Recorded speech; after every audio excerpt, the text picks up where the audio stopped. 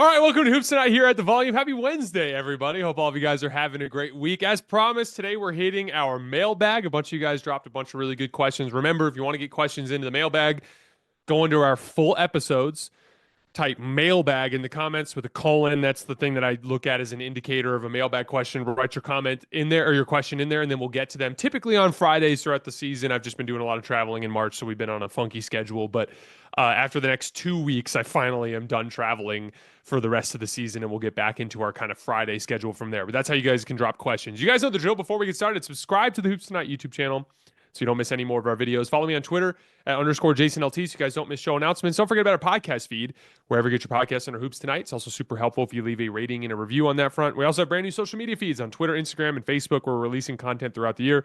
Make sure you guys follow us there. And last but not least, like I mentioned earlier, keep dropping mailbag questions in the YouTube comments. All right, let's talk some basketball. First question. Hello, and thank you for the amazing content every week. My question is about the new Warriors with Jimmy Butler. After the All-Star break, the Warriors had the second easiest remaining schedule in the league. So our 13-1 in the games with Jimmy, is it a bit inflated and not an accurate depiction of their team? So I think a couple of different things are true. Like, I think it's okay to acknowledge that the Warriors have had an easy schedule, while also not overthinking what this team is actually capable of doing. They've been an elite defense all year. Their offense has been the issue. In this stretch, Steph is playing by far the best offense he's played all year, and Jimmy Butler has helped unlock a bunch of different dimensions to the offense that weren't there in the past. So, like, on the one hand, like, do I know for sure how good Golden State is compared to the best teams in the league? No, I don't. I also am not sure we're going to find out until we get to the playoffs. They've got 5 games left against the upper tier in the Western Conference. They've got 2 against Denver, 1 against Monday night. We're covering that game live. This mailbag is being recorded on Monday, so you guys will already know the result by then. But there's 1 more game against Denver, a game against the Lakers, a game against the Rockets, and a game against the Grizzlies. Those will be opportunities for us to learn more. But, like, again, like the teams that I view as the primary barriers for any team's success in this league are the Thunder out west and the Cavs and Celtics out east, and we're just not going to get to see it.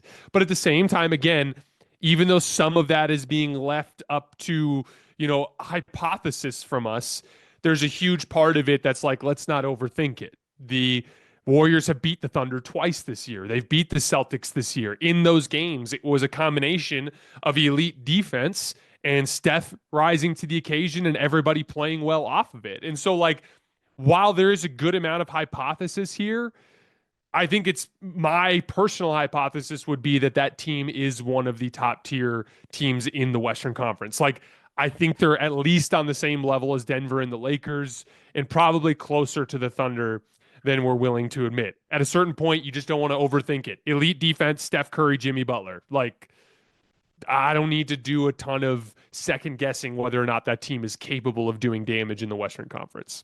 Who do you think would win in a playoff series with the Lakers versus the Warriors? Like I said, I had a couple questions this year about specifically about Lakers versus Warriors, or this mailbag specifically about Lakers versus Warriors. Who do you think would win a playoff series, Lakers versus Warriors, with a healthy LeBron, and why? I think the Lakers would win this series. There are 2 reasons why, in particular, that I think the Lakers would do really well in this particular matchup. As we saw in the Boston game, and as I've talked about extensively, this is a Lakers defense that has been the number 1 defense in the NBA for a long time. And one of the reasons why has been JJ Redick's game planning. They have been very, very good at finding the guys on the floor that they can help off of, and using those guys as roamers and rotators and targeting all their defensive attention against the skilled offensive players on the floor. Boston was uniquely equipped to truly space the Lakers out and force Austin and Luka to guard in space. And they had some issues. And I still am concerned about the Lakers in a Celtics particular matchup. Against the Warriors, again, and there have been nights where we had a night the other day where against the Kings where Draymond Green and Gary Payton went, 7 for 11 from 3. And like, they might have a game like that or 2 in a series against the Lakers where it ends up going the other way. But like, the Lakers have the personnel to help, or the Warriors, excuse me, have the personnel that the Lakers can help off of. And in that context, the Lakers have literally been the best defense in basketball for a while. So, like, they have the ability to guard Golden State in a certain way that they can struggle against a team like Boston, for instance. And then on the other end of the floor, you're talking about two giant matchup attacking forwards in LeBron James and Luka Doncic that are consistently going to have two or three guys on the floor that they can attack. There's just a lot of a lack of perimeter size with Golden State that LeBron and Luka will take advantage of. And it's like, okay, well, what if we just put Draymond on Luka and we put Jimmy Butler on LeBron? Okay, you have zero size on the back line now. Who's going to guard Rui Hachimura? Who's going to guard Austin Reaves? Like, it turns into a situation where the Lakers just have matchup advantages all over the floor in that particular matchup. And while, yes, Steph is a problem and the Lakers don't have a good guard defender on the roster, they have the tools to, because of Golden State's non-shooters on the floor, to consistently keep Steph in a crowd. Whereas the Lakers can put together lineups with Austin, Rui, Dorian Finney-Smith, LeBron, and Luka, where you literally cannot help off of anybody. And LeBron and Luka are going to get to take their pick on which matchups they want to attack. Like, I am tempted to pick the Lakers to win the West if they're healthy. That's how high I view that team when they're actually put together, when they're healthy.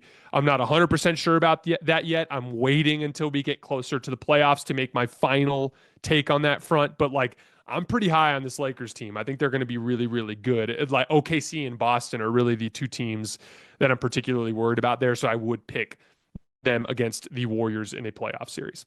When it comes to college basketball and March Mania, one thing is for sure. Nothing's for sure. Upsets, buzzer beaters, Cinderella's advancing, top seeds going home early. It's all going to happen.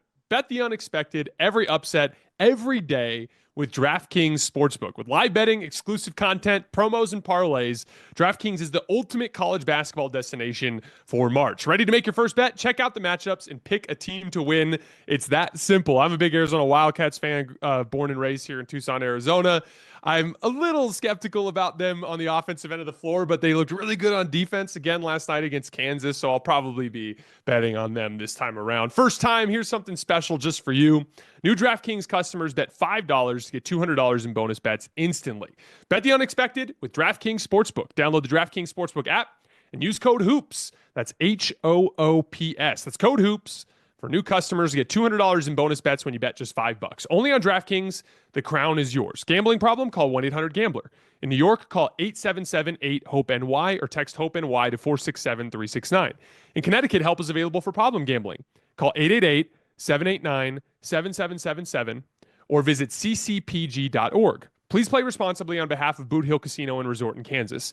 21 plus, age and eligibility varies by jurisdiction. Void in Ontario. New customers only. Bonus bets expire 168 hours after issuance. For additional terms and responsible gaming resources, see dkng.co/audio. Next question. I'm a firm believer that the 2021 Lakers would have repeated if LeBron and AD were healthy. What do you think? Also, you have the best basketball content out there. Keep it up. Thank you so much for the kind words. So, I think so.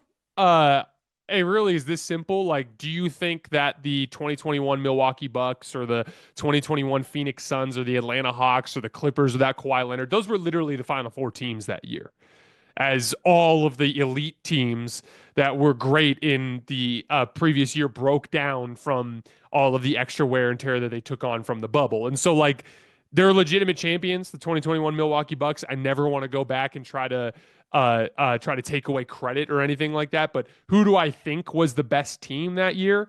I think it was the Lakers, because right before Solomon Hill dove into LeBron's leg, he was playing like one of the best players in the league. When LeBron was injured, AD was injured, and the team was out of rhythm, they still took a 2-1 lead on the Phoenix Suns before AD pulled his groin muscle. So yeah, I think they probably would have repeated. But again, everyone that year that played in that playoff run broke down. Like everyone broke down.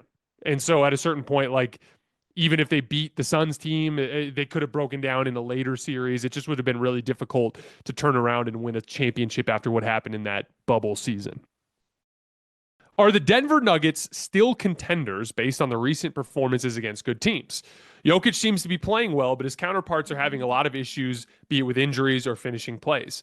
Thank you, Jason, for your awesome insight. As always, I appreciate it. So I'm having a really, really hard time making a read on this Denver Nuggets team. Because on the one hand, it's abundantly clear as you're watching them that they're leaving a lot in reserve.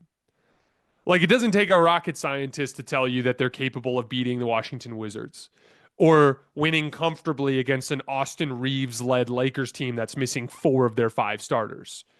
The tricky thing is they are practicing playing bad basketball. They are using these games in the regular season to play a brand of basketball that will get them beat. And so, on one hand, I look at it like Nikola Jokic, tons of continuity. We have seen these guys play better defense in the past. What if they get to April and it's like Jokic starts defending better in ball screens and being more active with his hands? Aaron Gordon's there and healthy and doing a really nice job as a lone man, cleaning things up. Christian Brown, Peyton Watson are out there as wrecking balls. They're just doing their job. And suddenly it comes together. Jokic plays like the best player in the world. The offense continues to look super smooth as they have all that continuity. I'm not going to sit here and say that's not a potential outcome. Of course it is. But NBA history tells us that when you practice playing bad basketball in the regular season, like being a bottom 10 defense the way that the Denver Nuggets are, NBA history tells us that team gets beat. So, like, I don't know what to make of it. And like, I see Denver Nuggets fans getting frustrated. I don't blame them. Like, this roster already has its shortcomings. So if there was an opportunity for you to win the title, it would be by practicing playing the sharpest and best possible basketball that you can play. So like everything in my brain is screaming, this Denver team can't do it because they're just missing these basic checkpoints on the way. But there's always a part of like my basketball heart that says don't write off Jokic, Murray, Michael Porter Jr., and Aaron Gordon in a playoff series. So to do with that bit of information what you will. Next question. Who is better? A lot of like little nitty gritty Lakers Warriors questions, like head to head Lakers Warriors questions today, which I think are fascinating. Who is better, Austin Reaves or Brandin Podziemski? They're very different types of players. So it can't. So for instance, like Austin Reaves just averaged 31, 7, and 7 over his last 3 games. Brandin Podziemski is not capable of that. So like, there's no doubt that Austin is a substantially better offensive player. But Brandin Podziemski has turned into a very reliable guard defender in this league who's been doing a really nice job pressuring the ball and playing a very important role in the Warriors defensive scheme. And he's also been a productive cog in the offensive system as kind of like a second side action guy and like a connective playmaker, right? So to put that into a more concise statement, I would say that Austin is better than Pods, in my opinion, but the gap is smaller than the statistical performance would lead you to believe. Have you noticed any difference in Luka's ability to beat people off the ball? Is it just me, or has he struggled a bit more in that department, and are you concerned about it? I'm not concerned about that at all whatsoever. Luka had a move against KD in the early first quarter yesterday. It was the one that put them up 20-9, where he chained together like a aggressive move to the left, a counter move to the right, and then a pullback dribble, and like stopped on a dime on the pullback dribble. Like it literally looked like someone hit like pause and rewind instantaneously. Like he was moving forward and suddenly he was moving backwards. It was very similar to the move he hit Rudy Gobert with in the Western Conference Finals game winner in game 2. And on that move, I was like, oh, like Luka's really starting to get his legs back underneath him. Now, he did have a pretty bad ankle sprain yesterday, and who knows what that means for his mobility in the big picture. But honestly, to go even deeper to the root of your question, do I have concern about Luka's ability to beat people off the ball? Even when he was in terrible shape in the early Lakers games, he's just so big and strong. And he's just so good at getting defenders to lean the wrong way with his fakes that even when he was out of shape, he was rumbling his way downhill towards the rim. Like Luka's ability to get the ball into the paint is such an incredible asset, one of the most underrated parts of his game, because it's super resilient. It's a trait that works against just about everybody in just about every scheme, except for a blitz, which now you're playing 4-on-3 out of anyway. Next question. How do you perceive Steph Curry's two finals that he won with Kevin Durant on the roster? Seems to me the larger NBA fan base and analysts write them off because Steph didn't win finals MVP, although he played at an extremely high level. How do they factor into his legacy in your view? This is a super complex and loaded question. I don't think anybody cares necessarily that he didn't win finals MVP. I've seen like some lowbrow stuff, like just like trolls kind of focusing on that sort of thing.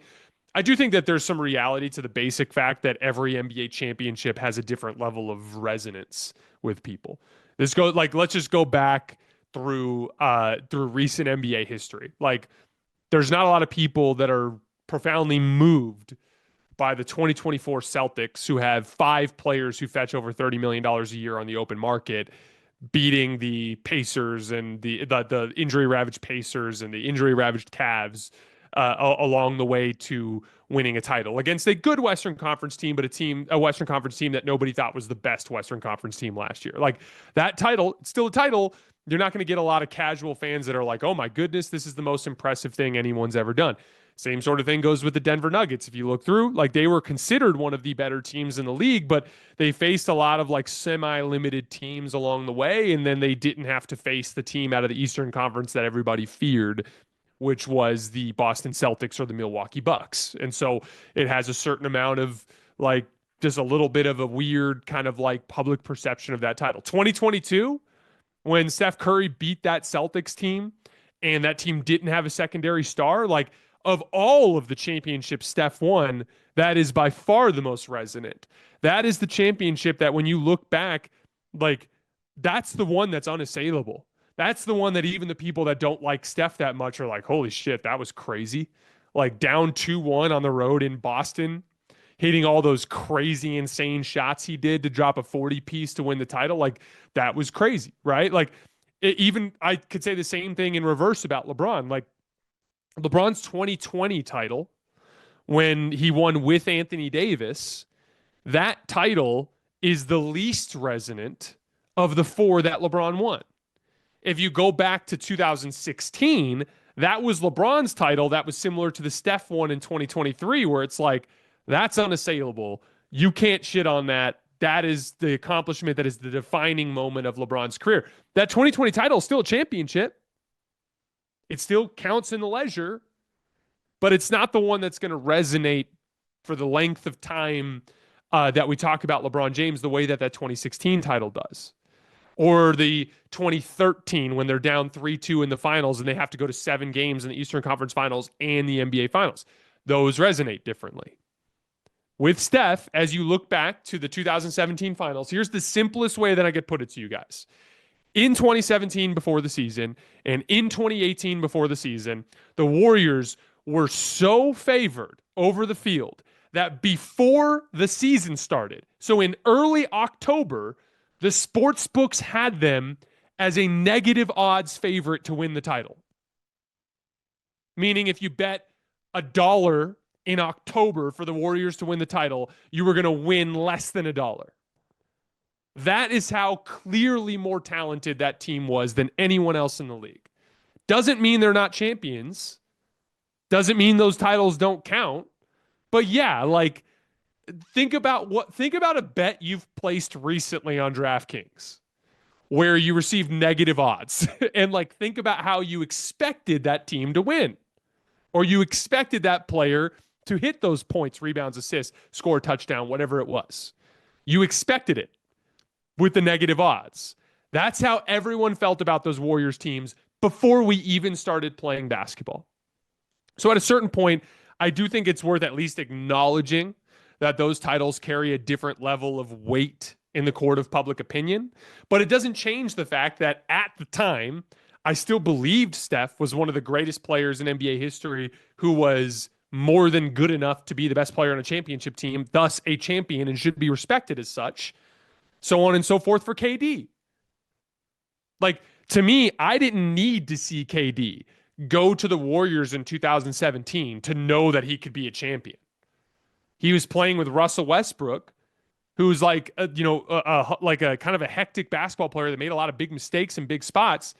And his team didn't have a lot of offensive talent around him. It was a very big bruising type of team. I'm not trying to say that, KD doesn't share some blame for the failures of the Thunder beforehand, but I knew in 2014 that KD was good enough to be a champion and thus a championship level player. He just hadn't done it yet. And so that's the thing. It shouldn't take us seeing Steph in 2024 or 2022 winning a title against long odds for us to acknowledge that he's a champion. It shouldn't take LeBron winning a title in 2016 against long odds for us to acknowledge that he's a champion that type of all-time great, but it's just kind of unfortunately the way that it works in the court of public opinion. To put it simply, just like anytime you watch anybody do everything or anything, the degree of difficulty matters in how impressed you are. I watched John Mayer once at the Sphere play an entire 2 shows, missing his index finger on his fretting hand. And that was far more impressive than anything I've ever seen him do because of the degree of difficulty. It is just a natural part of the way that we process information.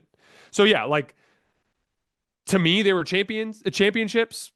To me, they kind of add to the story of Steph Curry's career. But like when someone asks me to explain to them, tell me about Steph Curry 20 years from now, tell me about Steph Curry, tell me about why he was as good as he was, tell me about his greatest accomplishments, I'm probably not going to talk a ton about 2017 and 2018 because there was very little in the way of adversity in those seasons. Like I've said this before on the record. Everyone says, "Oh, if Chris Paul didn't get hurt, they might have lost in 2018." I don't feel that way. I think that the Warriors in must-win games in Game 6 and Game 7 would have got it done. I think that lineup, that Steph, KD, Klay Thompson at the peak of his powers, Draymond Green, best defensive player in the league, Andre Iguodala still good and mobile at that point. That was the best 5-man lineup that has ever been constructed on a normal basketball team, not counting like all-star teams or Team USA. And so that certainly is going to play a role in their ability to win a championship. Next question. Why can't the Mavericks just stop? It's embarrassing talking about the Patrick Dumont interview that was released the other day. So the Patrick Dumont interview, you guys saw that when he gave that long spiel. There's a bunch of really problematic stuff in that interview. There's one where he was like, yeah, I view running the Mavs as like a family operation. It's something I do with my wife and kids. Immediately, I'm like, boom, you're setting yourself up for failure. Because it's like that I've seen this this happens a lot more in the NBA than you think. This is why it's so ridiculous that everyone's hypercritical of LeBron for getting his kid a end of the bench spot on the Los Angeles Lakers. Is like there are many franchises around the league that are rampant with nepotism, like rampant with it. There are front offices, I won't get into it, but there are multiple front offices where it's like a known commodity around the league that they let incompetent people make decisions because they're related to the owners. Like it is a problem around the entire league. But when I saw that from Patrick Dumont, I was like, dude, like you're not supposed to say the quiet part out loud. Like I let my wife and kids and my mother-in-law make these big picture decisions about our basketball team. That's just foolishness. Let basketball experts who have dedicated their life to understanding the game of basketball make your basketball decisions. If you're not interested in doing that, you're not a serious team. The second piece of it was that long, drawn-out expression of why they traded Luka, and there wasn't a ton of substance offered in there. But one of the big things that he kept harping on was the idea that they weren't close. We felt like we weren't close in the finals, and then we get into the regular season and all these other teams are better and blah, blah, blah. And the part that bothered me about that is you guys remember how I was talking about the Mavericks in the early part of the season. I viewed them as the most talented roster in the Western Conference overall when Luka was healthy. Like when I looked at that roster as a roster that can cause some serious problems when Luka was healthy. They were competitive all year without Luka. And so it's one of those things where like any take he had as it pertains to, oh, the rest of the league got better. You added Klay Thompson. You added Najee Marshall. You brought in a bunch of ball handling. You addressed some specific problems that you had last year. PJ Washington was shooting better on above the break threes after being terrible on him last year in the postseason. Like a lot of specific things were tilting towards this is going to work when Luka comes back. And so like, here's the thing. There is no case for trading Luka the way they did. So what these people need to do is get the hell out of the media and just go if you have some ulterior motive, whether it's moving the team to a different city, or maybe you just hate Luka as a personal beef, whatever the issue is, stop talking about it. Because when you talk about it, you guys just sound like imbeciles, every single one of you. There's no good take, there's no rationale that holds up for shipping off a 25-year-old prospect who's already one of the greatest players in the history of the league in that span of his career, and who continued to trend forward. It was completely asinine. There's no way around it. And honestly, I just feel really bad for Mavs fans, and I'm with you guys. Why can't the Mavericks just stop? I agree. They need to just stop. What's done is done. Stop the media tour. You don't sound savvy explaining to everybody how you run your team and why you got rid of Luka. You look like an imbecile. Last question before we get out of here. When did you start experiencing growth spurts, and how painful was it if it was? I grew a ton in high school. I was 5'10" as a freshman. And between my freshman year and my junior year, I skyrocketed up to 6.4, or excuse me, 6'4". And then I got up to 6'6" as a senior. And it immediately manifested in like really creaky joints. I like literally used to run around like Bambi when I was in high school. It was crazy. Famously, when I was a senior, I had a breakaway dunk against the worst team in the league. I was a terrible high school basketball player. I was a super late bloomer. And we played against this team in Tucson that was one of the lesser high schools in town. So I finally got an opportunity to play because I was one of the worst players on the team. And at 6'6", I had a breakaway. And I went up to like go dunk it. And like my knee like buckled, and I just threw the ball into the bottom of the rim. And thank God I didn't fall over. But like it was about one of the most embarrassing things that I can remember in my time as a basketball player. And it was because I just grew way too fast in such a short period of time. There was a good amount of pain in that phase. And like, I also had really bad acne when I was in high school, and I actually went on Accutane. And if any of you guys have ever done any research on Accutane, it like literally dries out your joints. So like, in addition to the growth spurt stuff, I also like my joints weren't properly lubricated because of me using Accutane. And so I was just in pain literally all the time. But it was funny because I ended up like growing into my body as soon as I got to like 19, 20 years old. And at that point I became like freaky athletic. Like I had like about a 40-inch vertical. And I remember it was so funny. I had a buddy of mine who came to one of my JUCO games, and he just happened to stop by. He's like, "Hey man, I want to come check out your game." He came to, sat up in the bleachers in the corner by himself. And we rode to the game together because we lived in Tucson together at the time. And I had a breakaway dunk, like a steal and a breakaway, and I just like literally just did like a back scratcher, like touched the ball on my shoulder blades and like chucked it through the rim as hard as I could. And we were in the car on the way home, and my buddy's like looking at me, and he's like, "Were you thinking about the Desert View game when you had that fast break?" And I was like, "Yeah, I was thinking about the Desert View game," because it was like every time I get a breakaway, I would just think about this like horrible, embarrassing moment that I had when I was in high school. But yeah, I was a late bloomer in general, and I grew a ton in those couple of years. And so I just couldn't move. And then what ended up happening is I just kind of grew into my body, and then suddenly I can move. And it ended up being like a strength attribute for me when I was playing basketball in college. All right, guys, that's all I have for today. As always, I sincerely appreciate you guys for supporting me and supporting the show. We are back live tonight after the final game on ESPN. If I remember correctly, it's another Laker game. I think it might be Lakers Nuggets, but I can't remember. But we're going to go live later tonight. I will see you guys then.